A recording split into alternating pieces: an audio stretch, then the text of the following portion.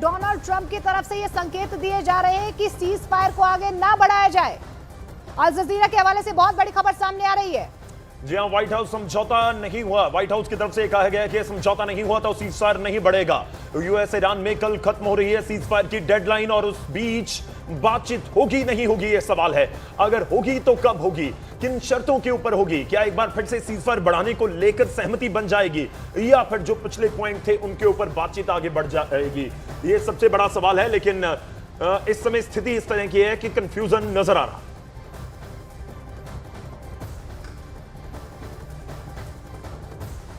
और इस बीच आपको बता दें, देखिए अमेरिका ईरान के बीच आज होने वाली बातचीत को लेकर एक बार फिर से भ्रम की स्थिति बन गई है। अब लगातार जो है अलग अलग दावे यहां पर सामने आ रहे हैं। जी हां, अल अरबिया इंग्लिश के मुताबिक रॉयटर्स ने सूत्रों के हवाले से बताया है कि अमेरिकी उपराष्ट्रपति जेडी वेंस अभी अमेरिका में ही हैं और पाकिस्तान के लिए रवाना अभी तक नहीं हुए।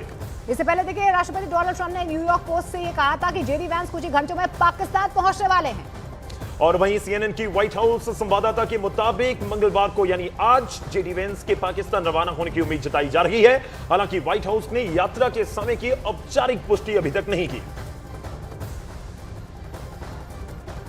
और नीरज और शैलेंद्र लगातार हमारे साथ बने हुए हैं। इस बीच देखिए व्हाइट हाउस की तरफ से अभी जो हालिया बयान यहाँ पर सामने आया है, सीधे तौर पर देखिए व्हाइट हाउस ने ये कह दिया है शैलेंद्र कि अगर समझौता नहीं होगा तो आगे सीज फायर भी नहीं होगा, डेडलाइन कल है।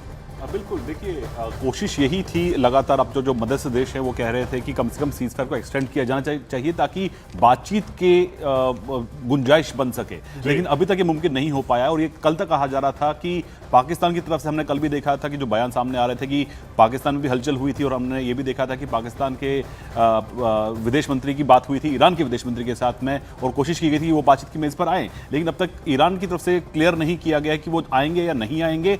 फीलर्स दिए जा रहे हैं, तो ऐसे में बातचीत होगी या नहीं होगी अब तक क्लियर नहीं है। लेकिन सीज फायर को लेकर कम से कम जो मध्यस्थ देश है, ना सिर्फ पाकिस्तान बल्कि और भी मध्यस्थ देश है जैसे कि तुर्की है, ओमान है, वो ये चाहते हैं कि कम से कम सीज फायर तो बढ़े, जंग दोबारा शुरू ना हो। तो ऐसे में व्हाइट हाउस का ये बयान कहीं ना कहीं दबाव बनाने का भी एक जरिया हो सकता है कि ईरान पर दबाव बने और बातचीत के लिए तैयार हो। लेकिन फिलहाल ईरान की तरफ से इस पर कोई सहमति सामने नजर नहीं आई। देखिए रणनीति तो दबाव वाली ये भी हो सकती है कि आप वहां पर जेडी वेंस को भी रवाना कर ही नहीं रहे। पॉइंट है कि जेडी वेंस वहां से रवाना नहीं हो रहे, तो एक साफ मैसेज ये भी है कि हम भी बैकफुट पर आकर बात नहीं करेंगे। नीरज, मैं आपसे एक चीज जाननी चाह रहा हूं, दर्शक भी जानना चाहते होंगे। आप इस तरह की खबरों को एक लंबे समय से कवर कर रहे हैं, एक बड़ा तजुर्बा आपके पास है। क्या बातचीत के बिना सीज फायर को अगले 5 दिन 10 दिन के लिए बढ़ाया जा सकता है? मेरा सवाल इसलिए है कि अगर बातचीत नहीं होती, सीज फायर का टाइम खत्म हो जाता तो फिर क्या होगा? क्योंकि इससे पहले आरजू काज़मी जुड़े थे, उन्होंने कहा था कि पिछली बार भी बातचीत जिस दिन होनी थी उससे 3-4 दिन डिले हो गई। तो अगर मंगलवार को नहीं होती बुधवार को होगी, बुधवार को नहीं होगी तो गुरुवार को होगी, करते करते 2-3 दिन निकल गए तो फिर सीज फायर वाली स्थिति यथास्थिति समझी जाएगी। गौरव, देखिए बुधवार को बातचीत की खबर थी, लेकिन वेंस के वहां से निकलने की जो खबरें आ रही थी वो कल शाम से लेकर आज तक की आ रही थी। हालांकि ट्रंप ने ये कहा था कि वो निकल चुके हैं, रास्ते में हैं, इस तरह के बयान उनकी तरफ से वहां अमेरिकी मीडिया की तरफ से आए थे। लेकिन रही बात बातचीत की, आपने कहा कि एक्सटेंशन हो सकता है, इस बात की संभावना तभी बनेगी जब एक बार ईरान की तरफ से कोई पॉजिटिव सिग्नल दिए जाए कि वो आने वाले वक्त में 1-2 दिनों में बातचीत के लिए राजी हो, तभी ऐसा कुछ हो सकता है। अदरवाइज अगर ईरान की तरफ से कोई भी इंडिकेशन नहीं दिया जाता है, सिग्नल नहीं दी जाती है, तो मुझे इस बात की उम्मीद कम लगती है। लेकिन मुझे अभी भी ऐसा महसूस हो रहा है, और जो इंडिकेशन है दोनों तरफ से, चाहे ट्रंप की तरफ से या ईरान की तरफ से जो बयानबाजी हो रही है, मुझे लगता है कहीं ना कहीं आकर दोनों देश इस बात पे राजी हो जाएंगे, खासकर ईरान। जिससे पहले भी हमने देखा है कि जिस दिन ट्रंप ने ये ऐलान किया था कि हम ईरान की पूरी सिविलाइजेशन खत्म कर देंगे, उससे 1 घंटे पहले ही जो है सीज फायर का ऐलान हुआ था। लेकिन आगे बढ़ते देखिए ईरान अपनी मांगों पर अड़ा हुआ है। कहा यह जा रहा है कि ईरानी डेलीगेशन तब तक तेहरान से नहीं निकलेगी जब तक अमेरिका ईरान की मांगों को पहले हरी झंडी नहीं देता है। जी हां, ईरान ने साफ ये भी कहा कि अगर बात हुई तो न्यूक्लियर और मिसाइल प्रोग्राम पर कोई बात नहीं होगी। ऐसे में सवाल हॉर्मुज को लेकर उठता है कि हॉर्मुज को लेकर क्या होगा।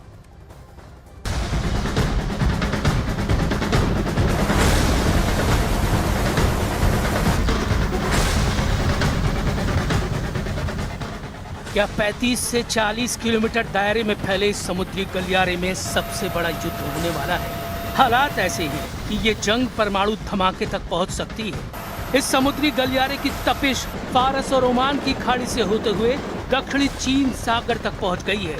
और इस जंग के लिए कई देशों ने मोर्चा खोल दिया है। क्या ट्रंप ने तय कर दिया है परमाणु युद्ध? क्या हॉर्मुज के तंग गलियारे में बनेगा दुनिया का सबसे खतरनाक वॉर जोन? क्या अमेरिका और ईरान आमने सामने खड़े हो चुके हैं और अब सिर्फ पहली गोली चलने का इंतजार है? क्या ये सिर्फ जहाजों की भिड़ंत है या सुपर पावर की सीधी जंग? क्या बातचीत की टेबल पलट चुकी है और अब बंदूकें ही फैसला करेंगी?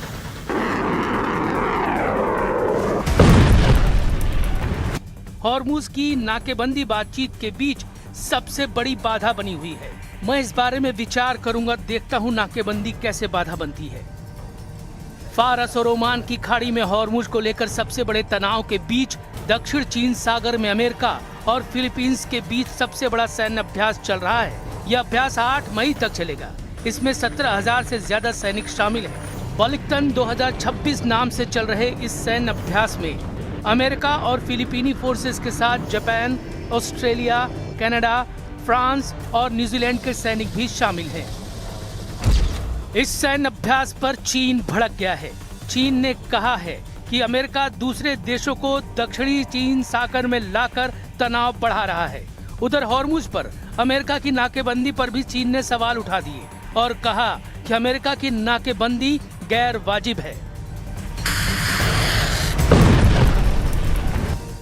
दुनिया की तेल सप्लाई के दिल हॉर्मुज में अभी तनाव अपने सबसे खतरनाक स्तर पर पहुंच चुका है।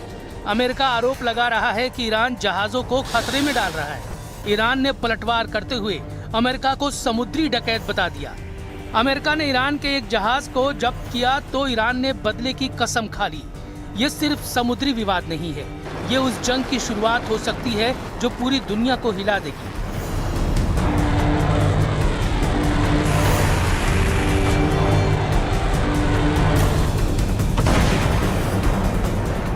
ईरानी जहाज MV तोस्का ईरान के बंदरगाह बंदर अब्बास की तरफ 17 नॉट की रफ्तार से बढ़ रहा था।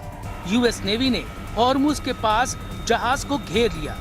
गाइडेड मिसाइल डिस्ट्रॉयर USS स्प्रूवेंस ने ट्रैक किया।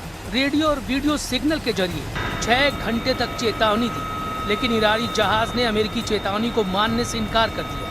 USS स्प्रूवेंस ने 5 इंच MK-45 तोप से तोस्का के इंजन रूम पर कई राउंड फायर किए। इस एक्शन में तोस्का का प्रोपल्शन सिस्टम तबाह हो गया। इसके बाद amphibious assault ship USS Tripoli से US मरीन हेलीकॉप्टर में सवार होते हुए तोस्का पर पहुंचे। US मरीन ने फास्ट रोपिंग तकनीक से हवा में सीधे जहाज के डेक पर उतरना शुरू किया और ईरान के मालवाहक जहाज तोस्का को अपने कब्जे में ले लिया। ईरान के खिलाफ अमेरिका के इस ऑपरेशन में USS स्प्रूवेंस का इस्तेमाल हुआ। यह अमेरिका का एडवांस और शक्तिशाली गाइडेड मिसाइल डिस्ट्रॉयर युद्धपोत है। अपने गन फायर से जहाज के प्रोपल्शन सिस्टम को तबाह कर सकता है। USS ट्रिपोली अमेरिका का हमलावर जहाज है जो पानी और जमीन दोनों पर युद्ध करने में सक्षम है।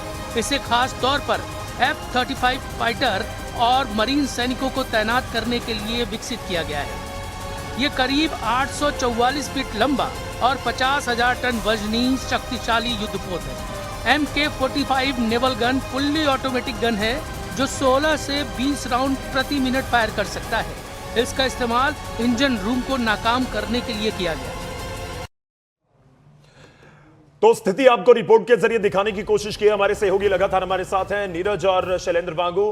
नीरज का रुख करते हैं। इस बीच नीरज कह रहे थे कि उनके पास एक बड़ी खबर है। नीरज। गौरव, एक बयान पाकिस्तान से आया है। जो ईरान के राजदूत हैं रेजा अमीरी मुगादम का बड़ा बयान आया है कि इतनी बड़ी सभ्यता, यानी ईरान की तरफ इशारा करते हुए कह रहे कि वह धमकी और बल के तहत बातचीत नहीं करेगा। मैं चाहता हूं कि अमेरिका ने इसे समझा होता। तो मुझे लगता है इस तरह के बयान उस वार्ता को लेकर, जो वार्ता प्रस्तावित है और संभावित भी है, उसको लेकर कहीं ना कहीं एक धुंधली तस्वीर स्टेटमेट तो दोनों तरफ से आ रही है ना। अमेरिका अपनी बात बोल रहा है, वो अपनी बात बोल रहा है। बिल्कुल। तो इस तरह की बयानबाजी के बीच भी कोई रास्ता निकल सकता है। दोनों देश जो हैं एक दूसरे पर प्रेशर बनाने के लिए इस तरह की बयानबाजी कर रहे हैं, क्योंकि डेडलाइन नजदीक है। गौरव, कल तक का संघर्ष विराम है और ऐसे में व्हाइट हाउस से यह संकेत आ रहे हैं कि डेडलाइन बढ़ेगी नहीं। तो मुझे लगता है अब दोनों तरफ की तरफ से इस बयानबाजी के जरिए, प्रेशर टैक्टिक्स के जरिए एक दूसरे को अपने पेज पर लाने की कोशिश की जा रही है, अपने शर्तों पर मनाने और सहमत बनाने की कोशिश की जा रही है। लेकिन स्ट्रैटेजिक मूव कहीं ना कहीं नीरज यहाँ पर नजर भी आ रहा है। प्रेशर टैक्टिक्स जो है दोनों तरफ से यहाँ पर सामने भी आ रही हैं, बयान जिस तरीके से आ रहे हैं। लेकिन इस बीच देखिए, अमेरिकी राष्ट्रपति डोनाल्ड ट्रंप ने ट्रुथ सोशल पर पोस्ट में हॉर्मुज पर ईरान को एक बार फिर से बहुत बड़ी धमकी दे दी है। जी हां, बड़ी खबर है इस समय की। ट्रंप ने लिखा है कि जब तक ईरान से किसी समझौते के लिए तैयार ईरान नहीं होता, तब तक अमेरिका उसके बंदरगाहों की समुद्री घेराबंदी नहीं हटाएगा। ये बहुत बड़ी खबर है। ये इसलिए भी बड़ी खबर है क्योंकि हॉर्मुज को लेकर ही पूरा विवाद इस समय नजर आ रहा है। तो सीधा अमेरिका कह रहा है कि नहीं, हम नहीं हटाएंगे। देखिए, ट्रंप ने यह भी दावा कर दिया है कि इस घेराबंदी से ईरान पूरी तरह से तबाह हो रहा है। उसे हर दिन करीब 4600 करोड़ रुपए का भारी नुकसान भी हो रहा है। तो देखिए, बड़ा नुकसान यहाँ पर ईरान को हो रहा है। शैलेंद्र, मैं इसी बात का जिक्र करना चाहूंगी, क्या आपको लग रहा है जो स्थिति फिलहाल ईरान में भी नजर आ रही है, 40,000 करोड़ का नुकसान हो रहा है रोजाना ईरान को, और इससे पहले जिस तरीके से नुकसान हुआ है, इसकी भरपाई को लेकर भी ईरान लगातार अमेरिका से डिमांड कर ही रहा है। लेकिन अभी फिलहाल क्या लग रहा है आपको? बैक चैनल्स में कोई बातचीत तो जरूर हो ही रही होगी। देखिए, बातचीत लगातार हो रही है, लेकिन वो बैक चैनल्स के जरिए हो रही है। जब आखिरी बार जो बातचीत इस्लामाबाद में हुई थी, उसके बाद दोनों ही देश, ईरान और अमेरिका, मध्यस्थों के जरिए आपस में बातचीत कर रहे थे, नोट्स शेयर किए जा रहे थे। और हमने ये भी देखा था कि स्ट्रेट ऑफ हॉर्मुज को खोलने की जो घोषणा है वो ईरान के विदेश मंत्री ने की थी। लेकिन उसके बाद हमने देखा कि प्रेसिडेंट ट्रंप की तरफ से भी 10 पोस्ट किए गए ट्रूथ सोशल पे, जहां पर उन्होंने कहा कि हम डील के बहुत करीब हैं। लेकिन आखिरी मोमेंट पे जिस तरह से चीजें बदली हैं, जिस तरह से स्ट्रेट ऑफ हॉर्मुज में एक्शन देखने को मिला है अमेरिका की तरफ से, और अब सीधे तौर पर ईरान ये कह रहा है कि जिस शिप पर आपने कब्जा किया उसको रिहा करिए, और साथ ही साथ जो मांगे रखी गई है अमेरिका की तरफ से, अब ये दोनों आमने सामने हैं। लेकिन आपको जैसे याद होगा कि जब आखिरी बार जब डेडलाइन दी गई थी प्रेसिडेंट ट्रंप की तरफ से, उस डेडलाइन के चंद घंटों के पहले ही सीज़फायर अनाउंस किया गया। तो इस बार भी उम्मीद की जा रही है कि आखिरी पल तक, आखिरी पल तक ये जो धमकियां हैं वो जारी रहेंगी, इस तरह की बयानबाजी जारी रहेगी। लेकिन असल में जो दोनों ही देश चाहते हैं कि बातचीत की मेज पर आए, लेकिन कुछ शर्तें हैं जो दोनों की तरफ मानने के लिए पहले जो है दबाव बनाने की कोशिश कर रहे हैं। चलिए, दबाव की राजनीति तो सीधे तौर पर नजर आ रही है। अब अमेरिका अपनी तरफ से दबाव की कोशिश कर रहा है, और दूसरी तरफ हम बात करें तो ईरान की तरफ से अपने स्तर पर कोशिश की जा रही है। लेकिन सवाल यह है कि क्या यह दबाव की रणनीति काम आएगी? अगर काम आएगी तो किसके? क्या अमेरिका के या ईरान के? लेकिन इस बीच जिस तरह से बातचीत चलनी चाहिए दुनिया में, बात यह भी है कि वैसी बातचीत या कहिए कि उस ट्रैक के ऊपर तो बात नजर नहीं हो रही इस समय होती हुई।